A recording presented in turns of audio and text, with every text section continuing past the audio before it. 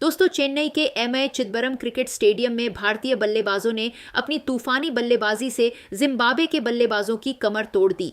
वहीं इसके बाद टीम इंडिया के गेंदबाजों ने कहर बरपाते हुए ऐसा आतंक मचाया कि सिर्फ भारतीय फैंस ही नहीं, पाकिस्तान के स्टार क्रिकेटर बाबर आजम से लेकर मोहम्मद रिजवान, शाहिन अफरीदी और सलमान अली आगा तक भारतीय टीम के इस प्रचंड रूप को देखकर दंग रह गए हैं। लेकिन इन स्टार खिलाड़ियों ने भारतीय टीम पर ऐसा घिनौना आरोप लगाया जिसे सुनकर 150 करोड़ भारतीयों खून खौल जाएगा। दोस्तों, इन क्रिकेटरों के आरोप और चौंकाने वाले बयानों का पूरा सच हम आपको इसी वीडियो में बताने वाले हैं।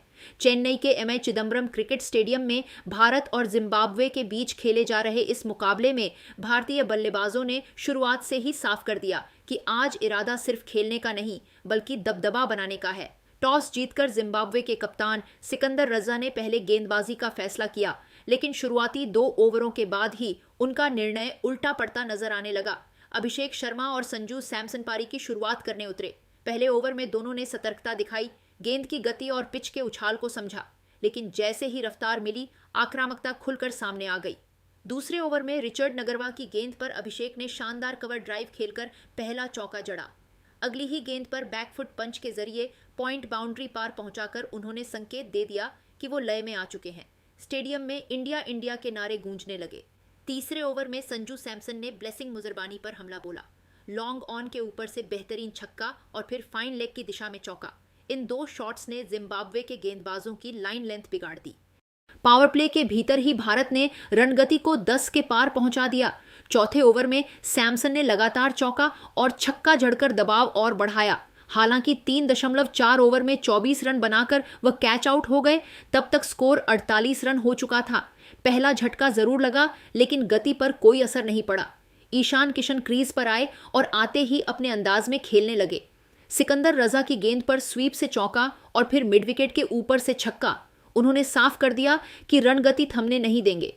दूसरी ओर अभिषेक पूरी तरह सेट हो चुके थे।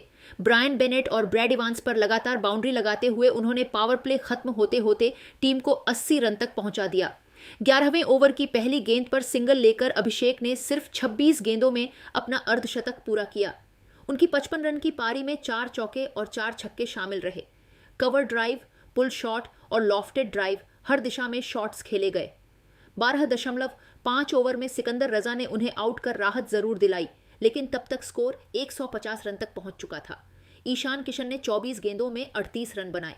10.4 ओवर में कट शॉट खेलने के प्रयास में वह कैच आउट हुए, लेकिन भारत 120 रन के पार जा चुका था।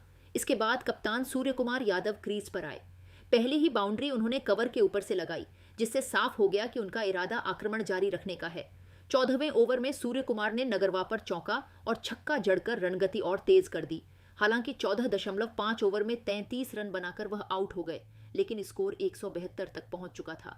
इसके बाद तिलक वर्मा ने एंट्री ली और यहीं से मैच ने असली रफ्तार पकड़ी। तिलक ने आते ही टिनोटेंडा मपोसा के ओवर में 2 चौके और एक लंबा छक्का जड़ दिया। उनका फुटवर्क सटीक और टाइमिंग बेहतरीन रही। दूसरी ओर हार्दिक पांड्या ने भी अपनी ताकत का प्रदर्शन शुरू कर दिया।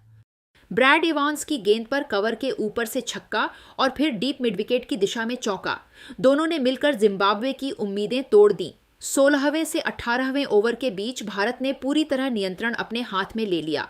तिलक वर्मा ने सिर्फ 14 गेंदों में 43 रन ठोक दिए, जिसमें 3 चौके और 4 छक्के शामिल थे। उनका स्ट्राइक रेट 300 से ऊपर रहा। हर गेंद पर बाउंड्री की संभावना नजर आ रही थी। हार्दिक पांड्या ने 19 गेंदों में 36 रन बनाए, जिसमें ताकत और समझदारी दोनों का शानदार मिश्रण दिखा। 19 ओवर के बाद स्कोर 241 रन तक पहुंच चुका था। आखिरी ओवर में भी कोई रहम नहीं दिखाया गया। हार्दिक और तिलक ने तेजी से रन बटोरे और टीम इंडिया को 20 ओवरों में 256 रन के विशाल स्कोर तक पहुंचा दिया। 256 रनों के विशाल लक्ष्य का पीछा करने उतरी जिम्बाब्वे की टीम ने शुरुआत तो सकारात्मक इरादों के साथ की, लेकिन लक्ष्य का दबाव साफ दिखाई दे रहा था। पारी की शुरुआत ब्रायन बेनेट और तदिवानाशे मरुमानी ने की। शुरुआती ओवरों में दोनों ने संभलकर खेलते हुए स्कोरबोर्ड को आगे बढ़ाया। पावर प्ले के दौरान जिम्बाब्वे ने 44 रन बनाए, जो बुरा नहीं था, लेकिन लक्ष्य के हिसाब से रणगति अभी भी पीछे थी। 6.2 ओवर में मरुमानी 20 रन बनाकर आउट हो गए। इसके बाद डियोन मायर्स ज्यादा देर टिक नहीं सके और 6 रन बनाकर चलते बने। हालांकि ब्रायन बेनेट एक छोर संभाले रहे और लगातार आक्रामक शॉट लगाते रहे। उन्होंने कवर और मिड विकेट की दिशा में शानदार चौके जड़े और स्पिनरों के खिलाफ भी आत्मविश्वास से बल्लेबाजी की।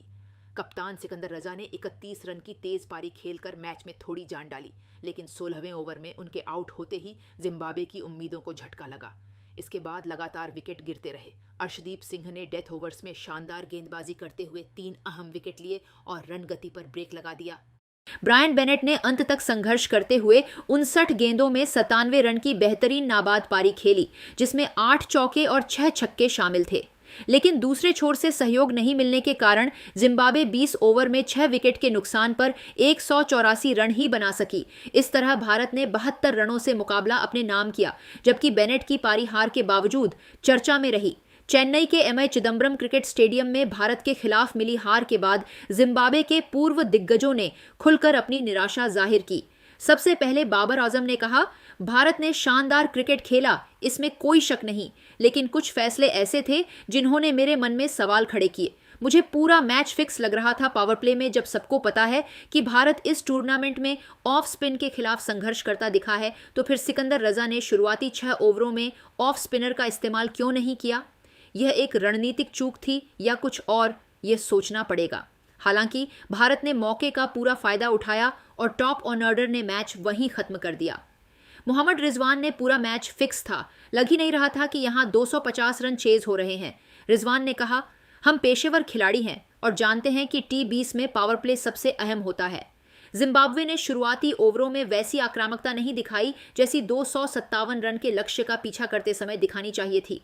ऐसा लग रहा था जैसे वे 150 से 160 का टारगेट चेज कर रहे हों। लेकिन यह भी सच है कि भारत ने बल्लेबाजी और गेंदबाजी दोनों विभाग में दबाव बनाया। जब सामने 250 से ज्यादा का स्कोर हो तो मानसिक दबाव भी अलग स्तर का होता है। शाहीन अफरीदी ने मैच के बाद अपनी प्रतिक्रिया देते हुए कहा, मैं किसी पर उंगली नहीं उठा रहा, लेकिन कुछ रणनीतिक फैसले समझ से परे जरूर लगे। अगर किसी टीम को पता है कि सामने वाली टीम ऑफ स्पिन के खिलाफ संघर्ष कर रही है, तो उस विकल्प को पावर प्ले में आजमाया क्यों नहीं गया? ये सवाल क्रिकेट फैंस के मन में जरूर रहेगा। हालांकि हमें यह भी स्वीकार करना होगा कि जब बल्लेबाज इतनी आक्रामक शुरुआत करते हैं तो गेंदबाजों की योजना अक्सर बिगड़ जाती है।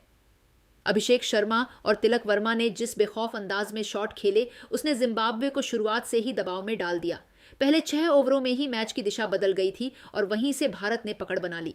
वहीं सलमान अली आगा ने कहा, मैच को देखकर सोशल मीडिया पर कई तरह की बातें सामने आईं। कुछ लोगों ने लिखा कि जिम्बाब्वे ने शुरुआती ओवरों में पूरा जज्बा नहीं दिखाया, लेकिन हमें भावनाओं में बहकर निष्कर्ष नहीं निकालना चाहिए। क्रिकेट में कभी कभी विपक्ष इतना अच्छा खेलता है कि आपकी योजनाएं काम ही नहीं करती। भारत ने जिस इरादे और स्पष्टता के साथ बल्लेबाजी की, वह चैंपियन टीम का संकेत है। हार्दिक पांड्या की फिनिशिंग और तिलक वर्मा का स्ट्राइक रेट निर्णायक रहा। जब कोई टीम 250 प्लस का स्कोर बना देती है तो मैच अपने आप एक तरफा हो जाता है। आखिरकार आरोप और बहस अपनी जगह है, लेकिन स्कोरबोर्ड झूठ नहीं बोलता। जिस तरह भारत ने 250 से ज्यादा का स्कोर खड़ा किया और फिर गेंदबाजी से मुकाबला एक तरफा बना दिया, उसने यह संकेत दे दिया है कि अगर यही लय बरकरार रही तो वर्ल्ड कप की ट्रॉफी पर उनका नाम लिखने से कोई नहीं रोक पाएगा।